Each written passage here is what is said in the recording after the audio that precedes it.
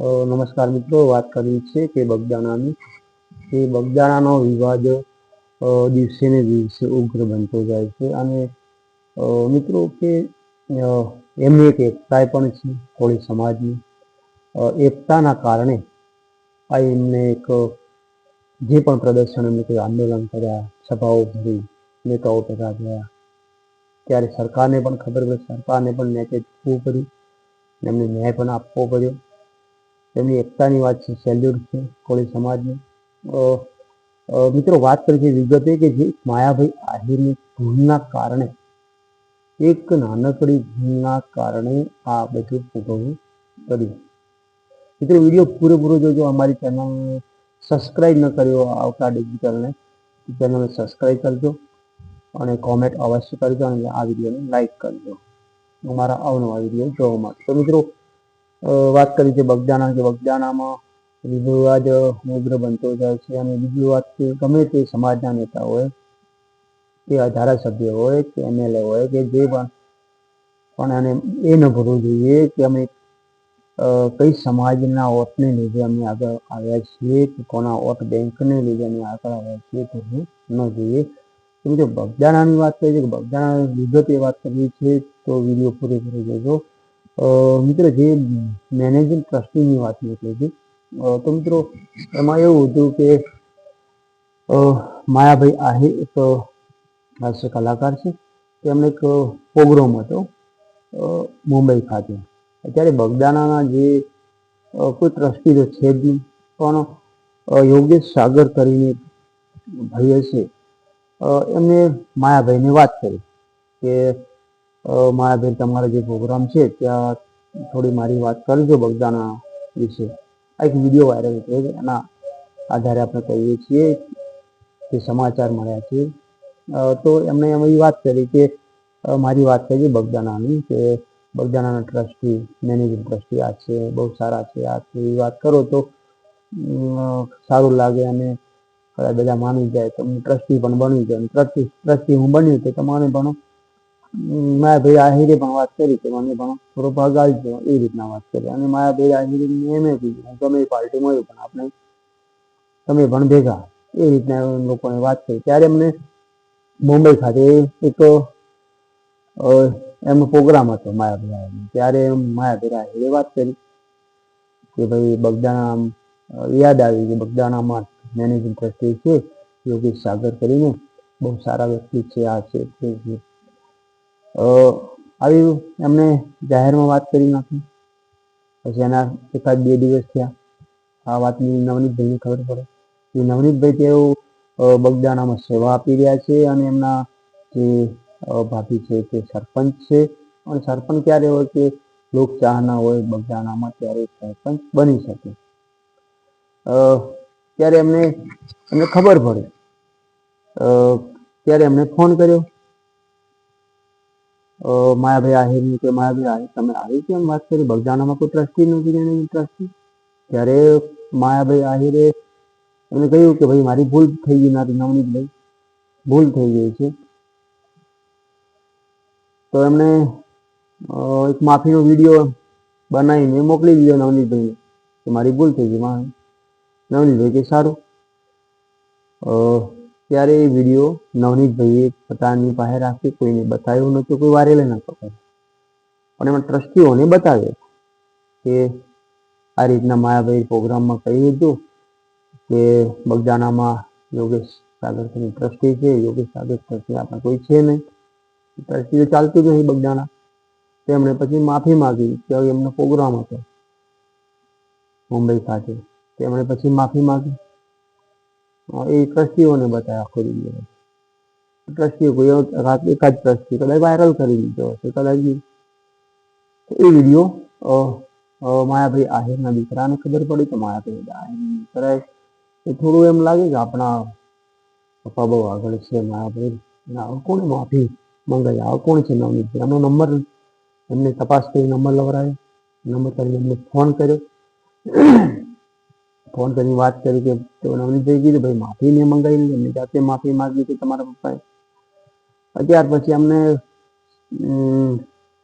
જયરાજ આહિર એમના farm house પર એમના સગા સંબંધીઓ મિત્રો બોલાવ્યા અને એમને વાત કરી કે આવી રીતના મારા પપ્પા સાથે માફી મંગાઈ છે, તો આપણે આ રીતના કરવાનું છે, બધું ષડયંત્ર છે.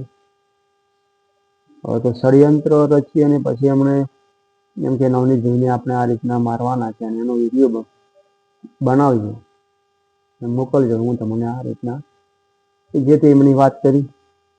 બસ આ રીતના જયરાજ આહિરની વાતોમાં લોકો એ આવી ગયા. એમાં બીજા સમાજના પણ હતા અને પછી નવનીતભાઈ પર માર મારવામાં આવ્યો. વિચાર કરો મિત્રો. પછી આ વાત વાયુ વેગે પ્રસરી, બધાને ખબર પડી. ત્યાર પછી નવનીતભાઈને હોસ્પિટલમાં દાખલ કરવામાં આવ્યા. પછી ત્યાર પછી એમના નેતાઓ છે, કોળી સમાજના નેતાઓ આવ્યા, આગેવાનો આવ્યા, ઘણું બધું ચાલ્યું. પછી તપાસ કરવામાં આવી. તો તપાસમાં અમુક આરોપીઓને પકડ્યા, અમુકોને ન પકડ્યા, તેમ તેમ ચાલ્યું. અમુક 7-8 આરોપીઓને પકડ્યા અને પછી આમાં જે જયરાજસિંહનું નામ ક્યાં આવતું નહોતું. ત્યારે ભાવનગર ખાતે જે આ કેસ ચાલ્યો, ત્યાં ભાવનગરમાં તેમણે જે આ નવનીતભાઈએ કેસ કર્યો હતો, તો ભાવનગરમાં એક ડાંગર કરીને એક હતા, તે આહિર સમાજમાંથી આવે છે. એમને પણ નવનીતભાઈએ વાત કરી કે ગમે તે આ કેસ આવે તો મારું નામ આવું ન જોઈએ. ત્યારે પણ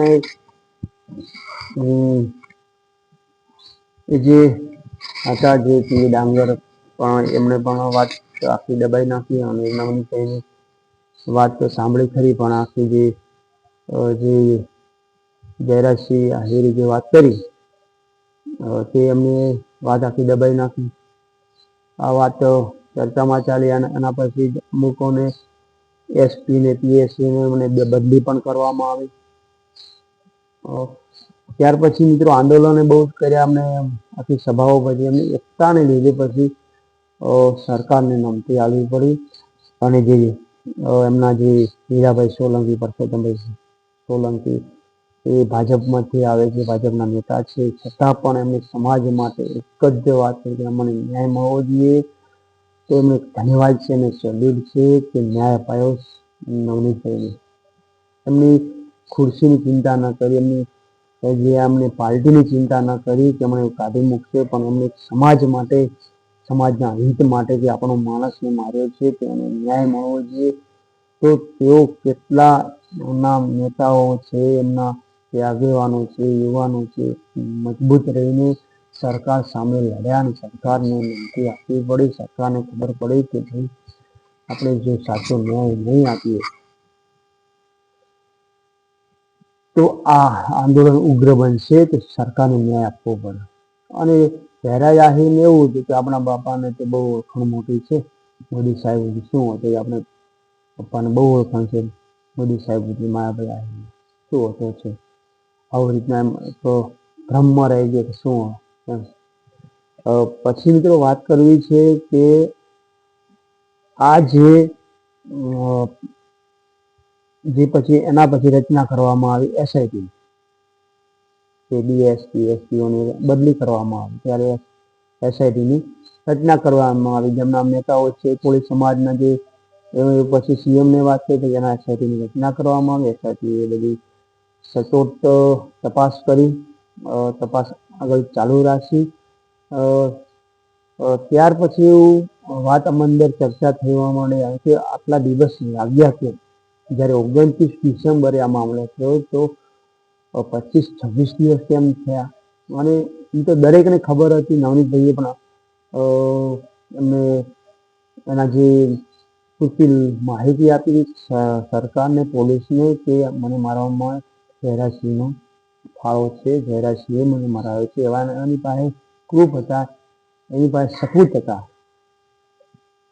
એની પાસે આરોપ જે મીડિયા હતા, જે પણ જેટલી ઓડિયો હતી એ પણ મને બતાવી. પણ તે છતાં કે સરકાર માને એમ જ નથી કે એમનું જે જયરાજસિંહનું જે નામ આવતું નથી.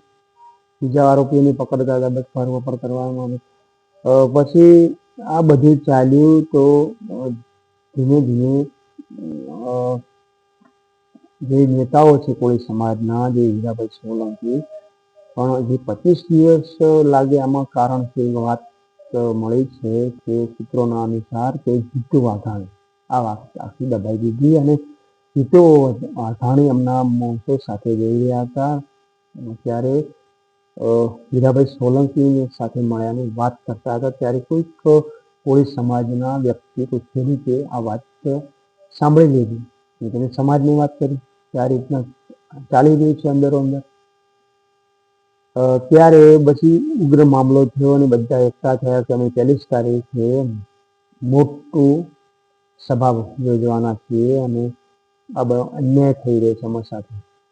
ત્યાર પછી જીતુ વાઘાણીને ખબર પડે કે મારો હવે ઉપાધિ થઈ ગઈ અને તાત્કાલિક પછી જયરાજસિંહની ધરપકડ કરવામાં આવી. તાત્કાલિક એને પૂર્વામ જેલમાં નહીં આવે તો આ લોકો મારા ઉપર ચડી જાય છે. જીતુ વાઘાણી ડર હતો. ત્યાર પછી એને પકડવામાં આવે. મિત્રો વિચાર કરો કે આ જે એકતા કરી, ત્યાર પછી જે સોમનાથ ખાતે જે મોદી સાહેબ આવવાના હતા, જે એમના ભારતીય જનતા પાર્ટીમાં છે, તે દિલ્હીથી આવવાના હતા સોમનાથ ખાતે, તેઓ પણ કોળી સમાજના જે મજબૂત નેતાઓ છે કે પરસોત્તમભાઈ સોલંકી અને હીરાભાઈ સોલંકી, તેઓ સભામાં હાજરી નથી આપી. કેમ કે આપણા સમાજના જે નવનીતભાઈને માર મારવામાં આવ્યો પણ સાચો ન્યાય મળ્યો નથી. શું કામ જોઈએ? વિચાર કરો કેટલી એમની એકતા અને ધન્ય છે સેલરી. દરેકને આપણે કહીએ, આહિર સમાજ હોય કે ગમે તે સમાજ હોય કે કોળી સમાજ, ઠાકોર સમાજ, ગમે તે સમાજ, ગમે તે મામલો હોય, પણ એકતા હોવી જોઈએ. આ એકતાને લીધે સરકારને નમતી આપવી પડે અને સાચો ન્યાય આપવો પડે. વિચાર કરો તમે, એકતાની વાત આપી અલગ છે. તો મિત્રો આ વિડીયો આટલા સુધી અને નવો વિડીયોમાં ફરી મળીશું. તો એક ભૂલના કારણે માયાભાઈ આહિરને એક લાલચથી લીધે ઘણી ટ્રસ્ટી, હું નામ કહી દઉં યોગેશભાઈનું, એ ટ્રસ્ટી બની જાય અને ટ્રસ્ટમાં મને ભાગ મળે.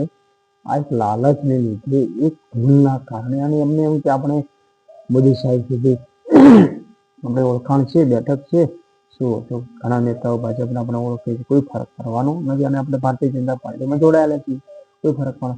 પણ મિત્રો એકતાની વાત આખી અલગ છે. જે કોળી સમાજ એકતા કરા કે ના, એ જયરાજસિંહ આ ગુનેગાર છે અને નવનીતભાઈ સાથે રહ્યા, તેમનો ખૂબ ખૂબ આભાર, તેમને સેલ્યુટ કરું છું. મિત્રો તો વિડીયો કેવો લાગ્યો લાઈક કરજો, શેર કરજો. અમારી ચેનલ સબસ્ક્રાઈબ ન કરી તો મિત્રો સબસ્ક્રાઈબ કરજો. મને કોમેન્ટમાં તમારું શું કહેવું છે તો અવશ્ય લખજો. દરેકને જય માતાજી, હર હર મહાદેવ.